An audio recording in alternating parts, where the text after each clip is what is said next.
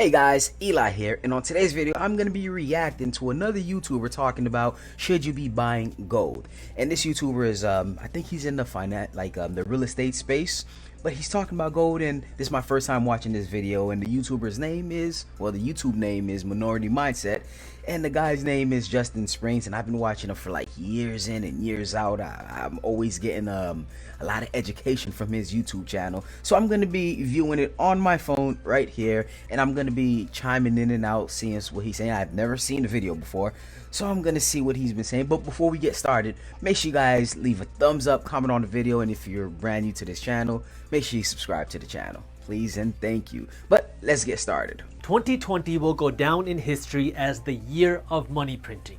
The Federal Reserve Bank printed trillions of dollars to fund bailouts and stimulus plans. The United States government went into record levels of debt, and now it's gotten to the point where people are starting to worry about the future of their dollar, so they've been turning to gold as a way to protect. So pretty much he started off with everything that we all know. It's stuff I've said on this channel plenty of times, especially me talking about gold and silver a lot.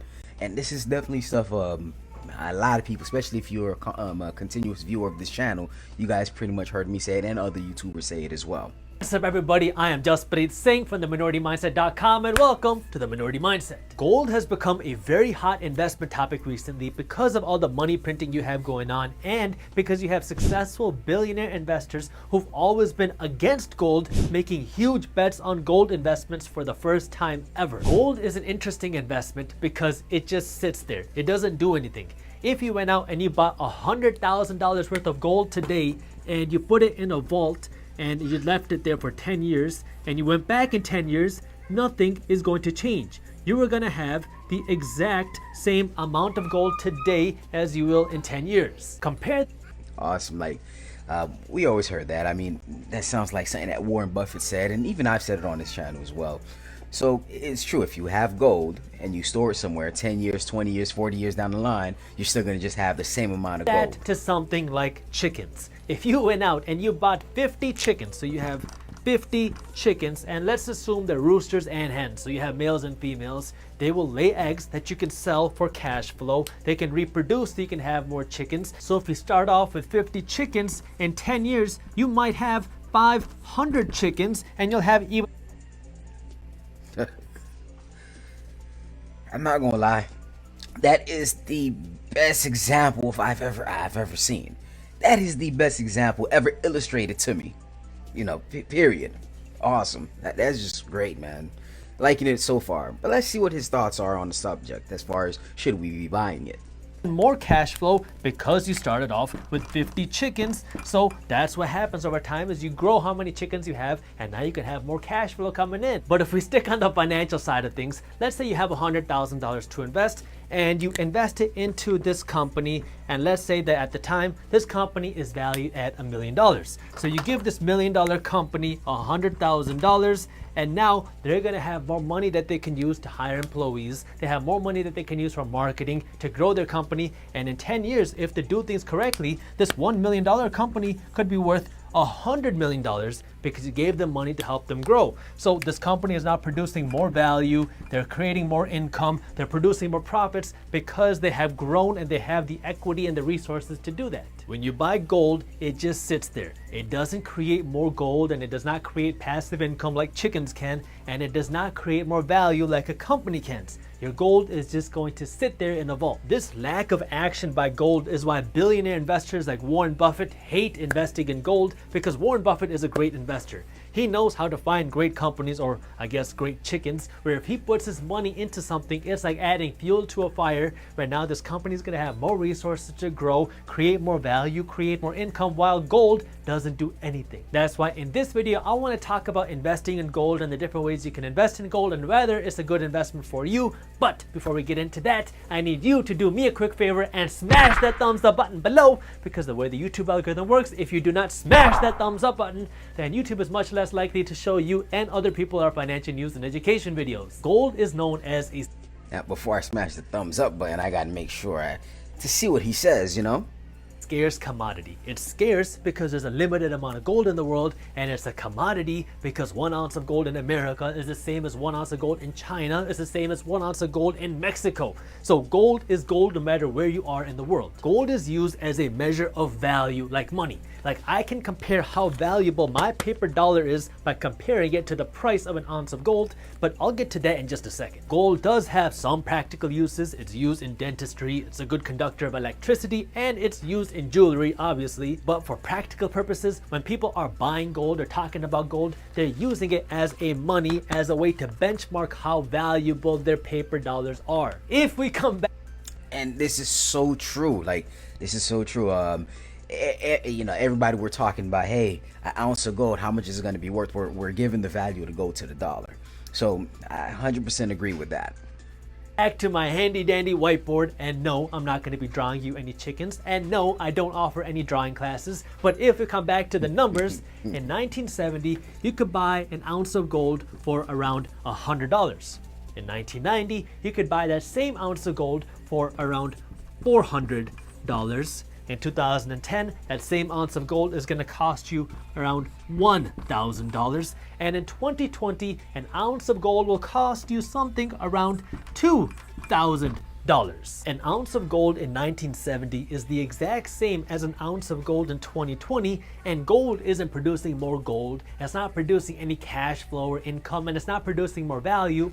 So why is an ounce of gold so much more expensive in 2020 than it is in 1970 when this gold is just sitting in a vault somewhere collecting dust? If you are subscribed to I guarantee, of course we all know the answer. It has to do with inflation, right? Does it have to do with inflation? Let's find out. our YouTube channel, you know where I'm going with this. It has to do with the value of our paper dollars. And if you're not subscribed to our YouTube channel, make sure you do that. Let me give you some more numbers to help you understand what I'm talking about. In 1970, there were about $54 billion in circulation. In 1990, there were about $266 billion in circulation in the United States. All right, but before he goes, I mean, does anybody want to take the bet that he's going towards inflation? I mean, I'm here. I mean, got the money, so let's take a bet. I guarantee he's going towards inflation. Let's see. 2010, that number jumped up to $945 billion in circulation. And in 2020, there's right around $2 trillion floating around in our economy in circulation, according to the Federal Reserve Bank's website.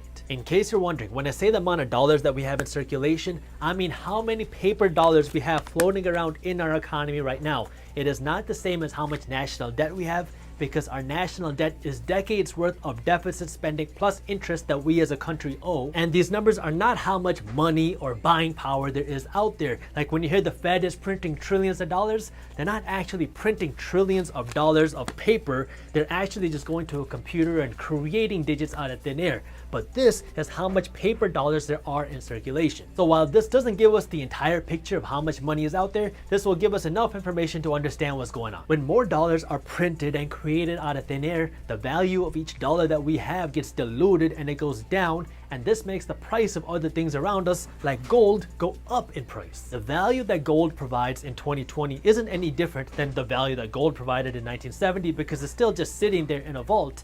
But our dollars have been diluted, so the amount of dollars that it takes to buy an ounce of gold is a lot more in 2020 than it was in 1970, because the buying power or value that a dollar has been going down. This is becoming a real concern. And we call that inflation. I mean, who betted against me? Who betted against me? Come on. Like, pay up. 2020 for some people, because we are printing money faster than ever to fight this pandemic, and the government is spending money it doesn't have to fund stimulus programs it cannot afford, which is creating a massive national debt crisis, and we have never printed money this fast. People are worried about the future of a dollar, so they're turning to gold as a way to protect their money and their wealth. Now, this isn't the first time we've heard this. We heard the same thing when FDR, Franklin D. Roosevelt, was president after the Great Depression. We heard the same thing when Richard Nixon was the president and he took the dollar off the the gold standard, and we saw the same thing happen during the 2008 crash. The United States printed a lot of money during the 2008 crash because we were in another recession and they needed to fund these stimulus programs, and so gold prices skyrocketed. But then the economy started to recover and then gold prices came back down to earth. The difference in 2020 is we're making the 2008 money printing look like pennies. This is partially why you're seeing billionaires like Warren Buffett, Leon Cooperman, and Carl Icahn, who've never been big on gold before, jump into gold like never before. Listen, I'm not telling you to go take a bank account and convert it to gold. That's a bad idea. I'm just trying to provide some financial education, that way you can make smart decisions with your money by understanding what's happening in the world, because investing has risks. You are never guaranteed to make money when you invest. You might even lose money, so make sure you always do your own due diligence and never blindly listen to a random guy on YouTube. Who you calling random? Jaspreet. There are three main ways. All right, hold on. I just want to say, if you guys been watching my videos, I get a lot of inspiration, like the video style. I get a lot of inspiration from this YouTuber right here. You see the way he just cuts in and then answers his own self. I get a lot of inspiration from him. So just in case somebody may say so, I do. You can get exposure to gold. You can buy physical gold, you can invest in paper gold, or you can invest in gold company. Owning physical gold is exactly what the name says. You go to a gold jeweler and you're buying physical gold called gold bullion. So now you're buying gold bars or gold coins, gold whatever. The advantage of this is you can own and control a tangible asset. You own the physical gold. The downfall is your gold isn't doing anything to create your passive income, and you're gonna need a safe place to store it, maybe a bank vault or something. If you're scared of losing your physical gold, you can look at buying paper gold. When I say paper gold, I'm not saying buying thin sheets of gold. I'm talking about buying gold contracts. So you're going onto the stock market and you're investing into a fund which owns physical gold. So for example, if you go onto your stock brokerage and you buy shares of GLD or IAU, again, I'm not telling you what to buy, just giving you an example. These are two ETFs that own physical gold. So if you buy one of these ETFs, their price is going to go up and down depending on how the price of gold is fluctuating. Now you don't have to worry about physically owning gold and safeguarding the physical gold. You own a contract, a piece of paper that says you own a fund which owns and manages the gold. If you do want to invest. Now, I do want to add, when it comes to paper gold, it is something that you have to be careful of, because you know the saying, if you don't own it, you don't, if you don't hold it, you don't own it. All right, so I don't know if he's gonna go into details on that. I just want to make sure, like, my viewers knows that. I mean, you can take your chances with that. Of course, some of the stocks, they do go up and people have been making money on the stock itself, and some of the stocks do pay dividends, creating cash flow. But at the same time, like I said, if you don't hold it, you don't own it. All right, so let's keep it going. Gold funds, or really any stock for that matter, you have to use a stock brokerage. The third way you can get exposure to gold is through gold mining companies. The way these mining companies work is they are physically going out and looking for gold, and if they find gold, they make money by selling gold. So when gold is selling for higher prices, they can make a bigger profit. Like I mentioned earlier, Warren Buffett has never really been a big fan of owning and investing gold because he likes the idea of investing in companies that can use his money to grow. So what he's doing is he's trying to stick with his strategy of investing in companies while getting exposure to gold by investing in a gold mining company. Leon Cooperman, from the interviews that he's given, it looks like he is investing in physical gold because of what he said in interviews. It looks like he's worried about the value of our dollar and the economy. George Soros, another billionaire, is putting millions of dollars into a gold mining company, and he is also buying a gold ETF to give him exposure to gold through a paper fund. Do not copy what another investor did, okay? If you're just copying somebody else, you have already missed the boat. I want you to understand the different processes of investing in gold and how gold investing works. We are printing a lot of money,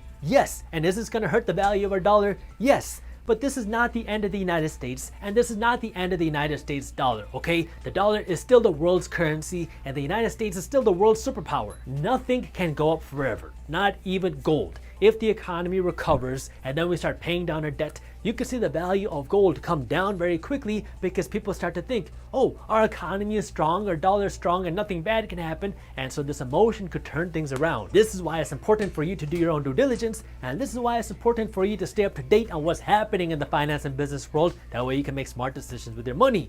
And if you're looking for an easy way to do that, well, that's why we created the free Minority Mindset newsletter, where our team first breaks. All right, pretty much it's done from there. I agree with what he said. I mean, he didn't really technically answer the question, should we be buying gold or should you be buying gold, like it states on the video. But of course, he gave you all the information. Like, you, with everything he said, if you can't come up with a decision, after that, then that's you. He gave you everything you needed, and it's pretty much everything I've been saying as well. Money, he broke it down real cut and clear. In the 1970s, it was around $100. In the 1990s, it was around I forgot what it was, around, let's say $300. In 2010, it was around $1,000, and now we see it around $1,000 in 2010, and right now we see it close to $2,000. All right. So with all that information being said, the way I view it, as far as if I had to ask that question for myself, the way I view it is, should I be buying gold to make money, or should I be buying gold to preserve my wealth? Because like I've always been saying, we're working for our money. Like most of us, we're putting hours in. We're giving the time of our life, the only one life we have to live. We're putting our time into something, and for it to devalue over time is just crazy. So if I want to preserve my wealth, like saving money, you could save up your money, but over time that money will be devalued due to inflation or printing of money, how you'll say it. I rather save my money through gold and silver, all right? Because I'm preserving the wealth I currently have. And that's just my thought. I think he did great on explaining the different details about gold and things like that. And like I said, if he didn't answer the question, but he gave you all the information. My mentor always told me, hey, if you give a man all the details and all the information and he can't make a decision by then, like, just stop talking to him. He's unable to make a decision. So if you watch this video and he gave you all the details and you still can't make a decision whether you should be buying gold or not, then I should stop talking. All right. But that's pretty much all I have for you guys today. Thank you guys so much for listening in. Make sure you guys leave that thumbs up, comment down below. Let me know what you guys think. Have a good one.